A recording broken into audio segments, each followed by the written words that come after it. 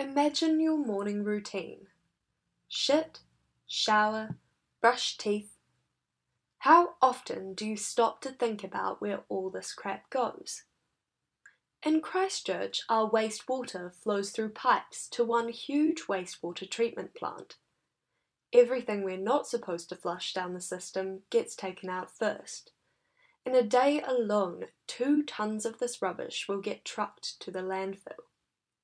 The remaining water and solids are separated. The solids get fed to microorganisms which produce gas used for power and fertilizer used for land reclamation. The water is treated in a multi-step process to bring it up to a clean level, where it is then pumped into the sea, 3 kilometres out from New Brighton Beach. Seems like a pretty good system, right? But why are we pumping treated water out to sea? If it's clean, shouldn't we be using it? And if it's not, then why are we pumping it out to sea?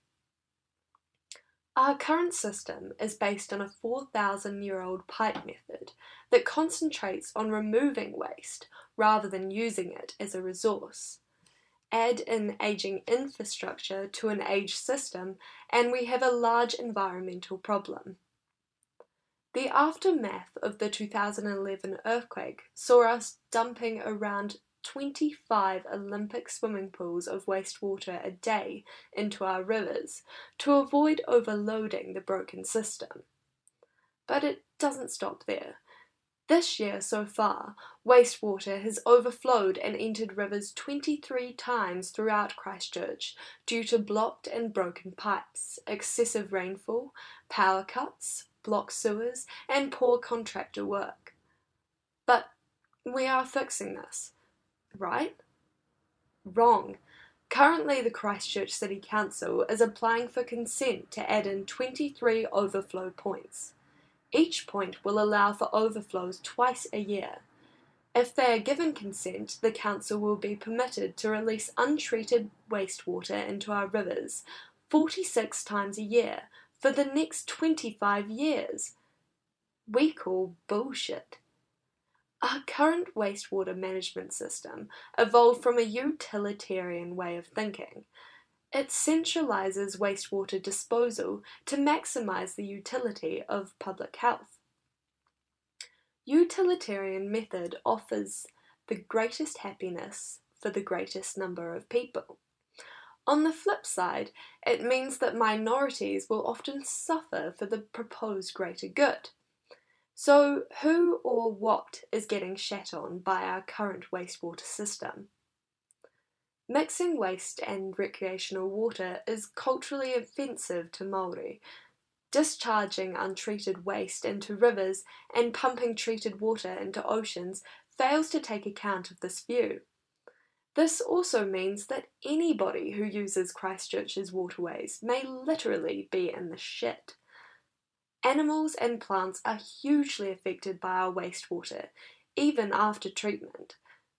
Whole species are vulnerable, and when large numbers of animals or plants are affected, entire ecosystems can fail. Underlying these issues is a whole lot of economic inequality.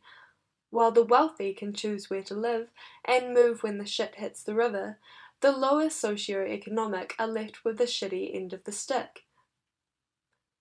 Maybe it's time for smaller, community-based schemes modelled on the ethics of care. System failures would become manageable, and communities could consider their connection to the environment and develop wastewater solutions which would nurture that relationship.